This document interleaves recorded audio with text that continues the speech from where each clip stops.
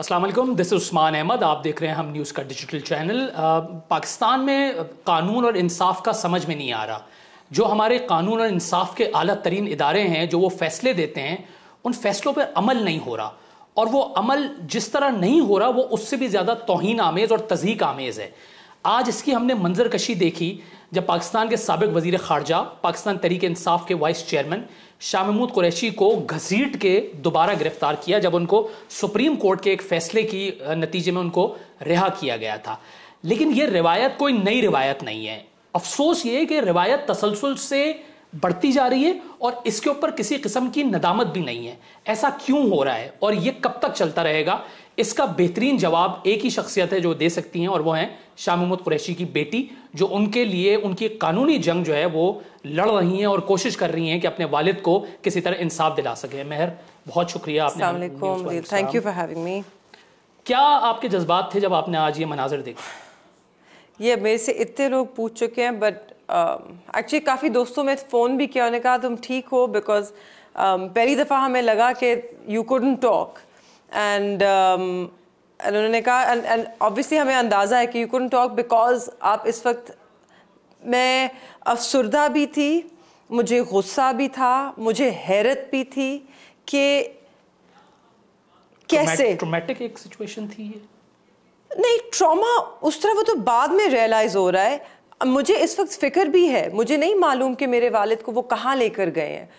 उन्होंने रिमांड के लिए उन्हें पेश नहीं किया। हम कचहरी गए, हम ATC गए, अभी तक उन्हें पेश नहीं किया गया कहीं भी। तो हमें तो पता भी नहीं है कि उन्हें वो लेकर कहाँ गए हैं। अडियाला वापस नहीं आए हैं, तो इस वक्त वो एक किसी नामालूम जगह में है। उन्हें ना वो रिमांड पर है, ऑब्वियसली जुडिशल रिमांड भी नहीं हुआ क्योंकि कोर्ट ही नहीं गए हैं। तो मैं फ़िक्रमंद भी हूँ। मगर सबसे ज़्यादा जिस बात का मुझे दुख है वो दो चीज़ों का। एक कि उन्होंने ना मेरे वालिद की उम्र की, ना उनके रुतबे की इज़्ज़त की। वो एक सिर्फ मामूली सियासतदान नहीं है, वो 40 साल से बहुत ही एक ऑनेस्टी के साथ और इंटेग्रिटी के साथ सियासत कर रहे हैं। वो उन चंद सियासतदान में से हैं जिनके ऊपर आज तक कोई उंगली नहीं उठा पाया, जिन पे कोई इल्ज़ाम नहीं है। लोग उनकी इज़्ज़त करते हैं, और वो उन सियासतदान में से हैं जो कि हमेशा एक नरम लहजा रखते हैं।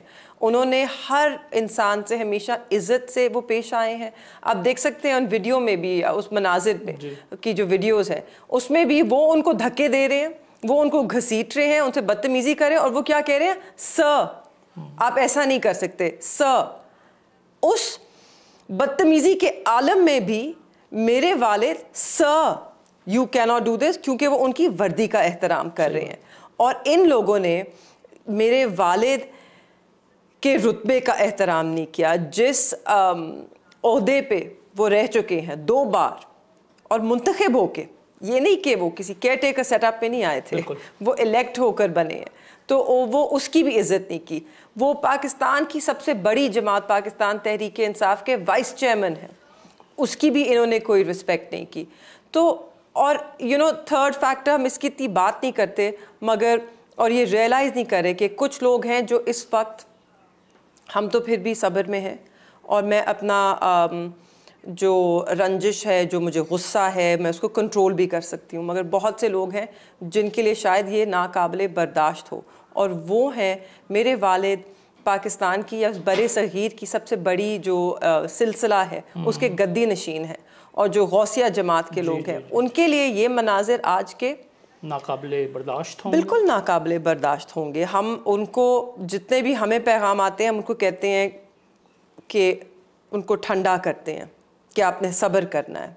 मगर इस तरह के, आपको मालूम है कि हमारी पूरी हिस्ट्री में सिर्फ एक बार अंग्रेज़ों के दौर में पीर पगारा के वालिद को, अब इनके जो अब पीर पगारा, उनके दादा को अंग्रेज़ों ने इस तरह बंद किया था, क्योंकि उनको भी समझ थी कि यहाँ नहीं जाना चाहिए, इधर थोड़ी सी इज़्ज़त करनी चाहिए। एक एहतराम का, इनकी पोजीशन भी एक एहतराम की है।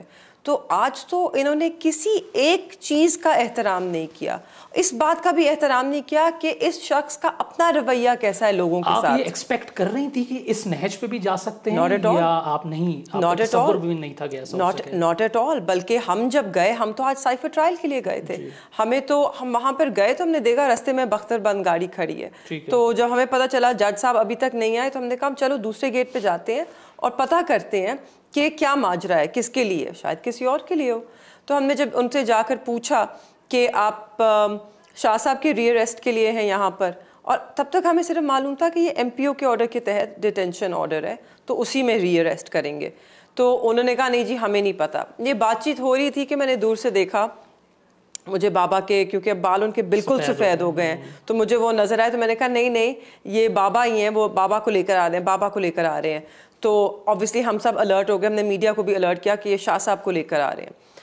अब जब वो उन्हें बाहर लेकर आए, अब वो जेल की हदूद के अंदर है, मगर उनके रिलीज ऑर्डर्स है, तो वो आज़ाद है, राइट, उन पे कोई गिरफ्तारी नहीं। जब वो क्रॉस करेंगे, राइट, तो तब उनको रीअरेस्ट किया जा सकता है, उन्हें भी मालूम था। तो वो उधर खड़े होके गए थे, मीडिया वाले सामने आए, कहा नहीं शाह साहब आप आगे। उन्होंने कहा मैं आगे नहीं आ सकता, ये मैं जेल की हदूद में हूँ, मैं आगे जब आऊँगा ये मुझे रीअरेस्ट करेंगे और मैं आपसे गुफ्तगू करना चाहता हूँ, मैं आपको कुछ बातें बताना चाहता हूँ सुप्रीम कोर्ट के ऑर्डर के बारे में और ये जो हो रहा है इस वक्त इस मुल्क में उसके बारे में।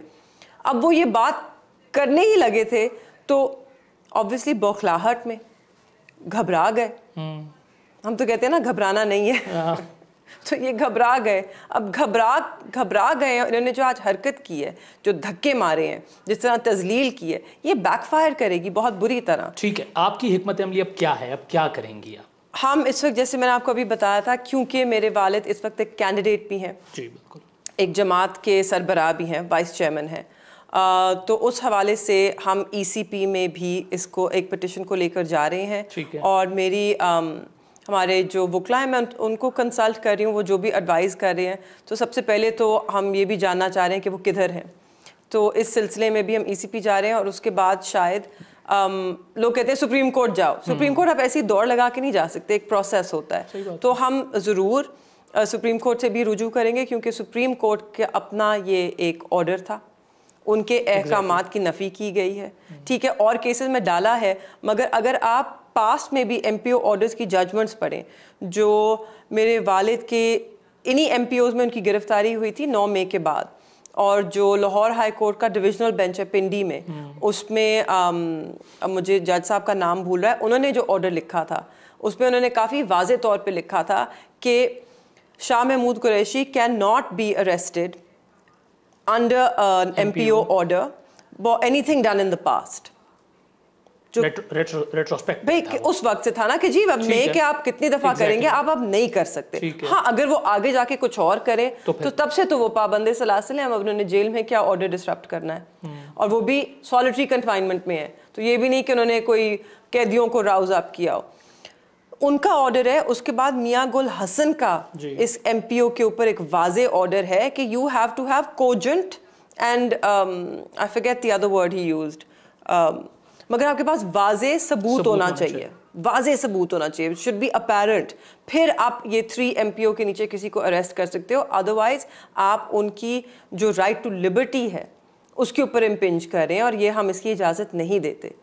उसके बाद सुप्रीम कोर्ट का ऑर्डर है, आप अतर मनल्ला साहब का एडिशनल नोट पढ़ें, उसमें उन्होंने जेन्युइन इलेक्शंस से लेकर के उसके तनाजुर में बात की है कि उन्होंने कहा है कि there's no benefit from keeping them in jail, they're not a threat, they're not going to run away, passports ही नहीं है, और वैसे भी they're not going to abscond, absconders को तो हम बहुत अच्छी तरह ट्रीट करते हैं इस मुल्क में, तो ना तो ये abscond करेंगे, तो मगर there's great benefit to democracy by their release। ये बाहर होंगे, इलेक्शन में पार्टिसिपेट करेंगे, तो जो एक जेन्युइन इलेक्शन हो पाएगा।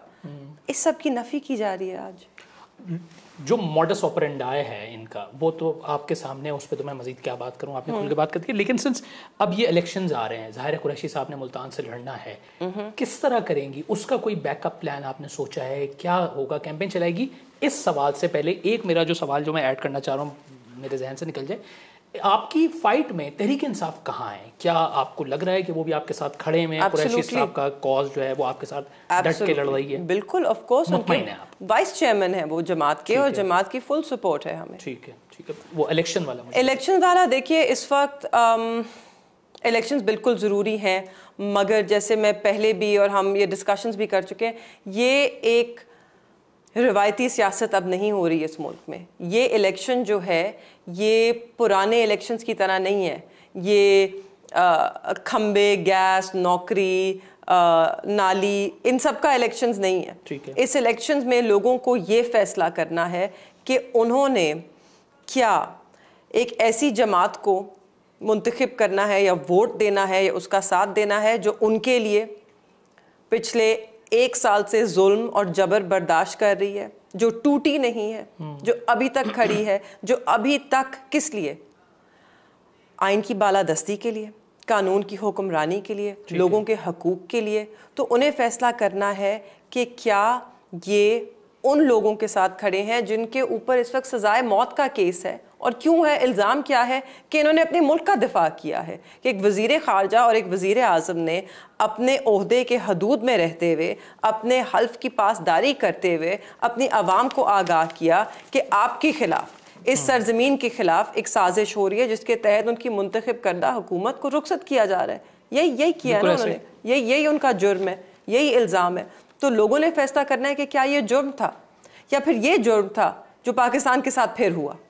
एक हुकूमत को एक साजिश के तौर पे रुखसत किया गया, उसके बाद एक टोला आया, 16 महीने नारे तो बड़े लगाए महंगाई मुकाओ के, मगर मईशत मुका दी, ठीक है, लोगों की उम्मीद मुका दी, लोगों का मुस्तकबिल इन्होंने मुका दिया, महंगाई नहीं मुकी। ठीक है। अब मुझे ये बताइए, जो साइफर वाला केस है, ऑल्दो शाह महमूद कुरैशी साहब को वो किया गया, लेकिन आजकल हमारे यहाँ जो रिमार्क्स होते हैं जजों के, उसके ऊपर बड़ा बयानिया बनाया जाता है। एक मासूम का जो रिमार्क्स था वो कल से हम 2 दिनों से देख रहे हैं, उस पर बयानिया बनाया जा रहा है। लेकिन जस्टिस तारिक मसूद ने, कायम मकाम चीफ जस्टिस ने शाह महमूद कुरैशी के बारे में भी कुछ रिमार्क्स कहे थे साइफर केस पे। वो ये कहते थे कि वज़ीर ख़ारजा समझदार था, समझता था कि क्या बोलना है क्या नहीं। वज़ीर ख़ारजा ने साइफर का कहा कि बता नहीं सकता और साबिक चेयरमैन को फंसा दिया। शाह महमूद कुरैशी खुद बच गए और साबिक चेयरमैन पीटीआई को कहा कि साइफर पढ़ दो। ये उन्होंने कब दिए थे रिमार्क? सुप्रीम कोर्ट में? जी, सुप्रीम कोर्ट। आई थिंक हाँ, शुरू में हम अडियाला में थे तो मैंने शायद मिस किया। इन रिमार्क्स की बुनियाद पे? नहीं, इन रिमार्क्स की बुनियाद पे देखिए, इसमें प्राइम मिनिस्टर साहब इमरान खान साहब कैसे फंसे।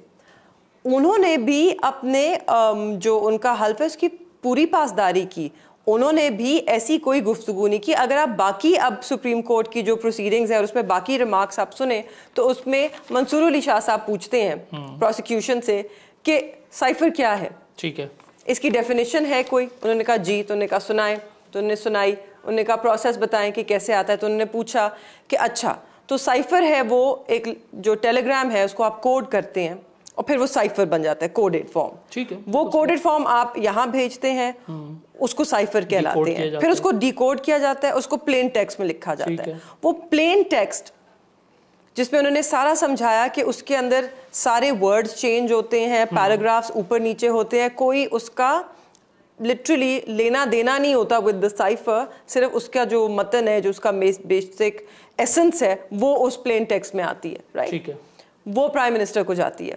तो उन्होंने कहा तो फिर वो तो साइफर ना हुआ, वो तो एक टेलीग्राम हुआ, कम्युनिकेशन हुई। तो उन्होंने कहा कि नहीं जी साइफर, तो उन्होंने कहा बताएं कहाँ लिखा है। प्रोसिक्यूशन तो नहीं बता सकी क्योंकि कहीं लिखा ही नहीं है, क्योंकि that is not the definition. अब हम नहीं ये बता सकते क्योंकि ये रूल्स अपेरेंटली सीक्रेट है, ऑफिशियल सीक्रेट है भी हो सकता है। नहीं, रूल सीक्रेट है। अच्छा, रूल सीक्रेट। अब आप सोचें, हम कह रहे हैं कि आओ बच्चों हम रेस करते हैं, अब फिनिश लाइन पे सब खड़े हो जाएं, ये खत्म कहाँ होती है, इसमें भागना है या छलांग मारनी है, ये एक टांग पे जाना है, ये सब सीक्रेट है। वो एंड में हम बताएंगे कौन जीता, ऐसी बात हो गई ना, क्योंकि सीक्रेट है, रूल्स ही सीक्रेट है। तो हमें तो नहीं पता, बट वो बता नहीं सके सुप्रीम कोर्ट में कि क्या वो साइफर है, क्योंकि कहीं पे नहीं लिखा। ठीक है, 2 मेरे मुख्तसर सवाल हैं, आखिरी सवाल हैं। एक तो वाइस चेयरमैन साहब ने अडियाला जेल में हैं, तो ऑल दो सॉलिटरी कन्फाइनमेंट में है, इस वक्त आपको नहीं पता कहाँ है। वैसे चेयरमैन साहब से वहाँ पे उनकी जेल में कोई मुलाकात वगैरह हुई है, कोई जी बातचीत हुई है? मुलाकात होती है जब वो इकट्ठे प्रेजेंट किए जाते हैं अदालत में। तो अब आजकल क्योंकि साइफर की काफ़ी लंबी पेशी होती है, तो उसमें इकट्ठे ही बैठे होते हैं, तो वहीं पे सारी गुफ्तगू होती है, ज़रूर होती है, पर अदरवाइज वैसे नहीं दोनों मिल एक सकते। पेज पे हैं। बिल्कुल, एब्सोल्युटली। अच्छा, मुझे वो जज साहब ने कहा, बल्कि मैं आपको बता दी हूँ कितने एक पेज हैं, वो जज साहब ने कहा हाँ ये दोनों भाई जो हैं। जबरदस्त, शुक्र है कजन्स नहीं है। हाँ। अच्छा, मुझे ये बताइए कि जो आमतौर पे हमने देखा है, जो तहरीक इंसाफ के बहुत से रहनुमा हैं, उनको जब उनकी वो कह लेंगे लॉन्ड्री में उनको डाला जाता है, तो या तो वो इंटरव्यू करते हैं या फिर वो प्रेस कॉन्फ्रेंस करके हो जाते हैं। एक ऐसी रहनुमा भी हैं जिनकी बेटी ने उनके लिए ये सिचुएशन उनके लिए कि जी उनको भी एक तरह से वो सियासत से हट गई। मैं ईमान मजारी की बात कर रहा हूं। वो फर्क सिचुएशन। क्या आपके ऊपर इस तरह का कोई दबाव आया? क्या आपने भी ये सोचा कि यार इनफ इज इनफ, बस करो, हो गई सियासत, जितनी करनी थी, अपने बाप को जो है रिलीज करूं और खैरियत से उनको घर पे लाऊं वापस? अगर हम सियासत के लिए कर रहे होते तो शायद हम यही कहते, मगर इस वक्त सियासत के लिए नहीं हो रहा, इसका सियासत से कोई लेना देना नहीं है, ये असूल के लिए हो रहा है।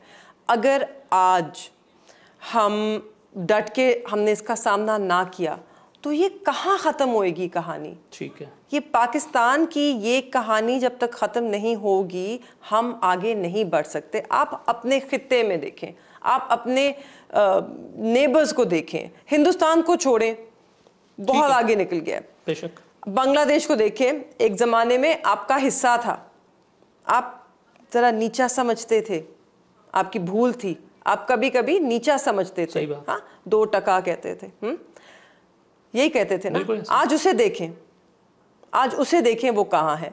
श्रीलंका में प्रोटेस्ट आई, प्रेसिडेंट हाउस मतलब रेड हो गया, लोग स्विमिंग पूल में थे हजारों की तादाद में, डिफॉल्ट कर गया, आग लग गई पूरे मुल्क को, सबने सोचा खत्म।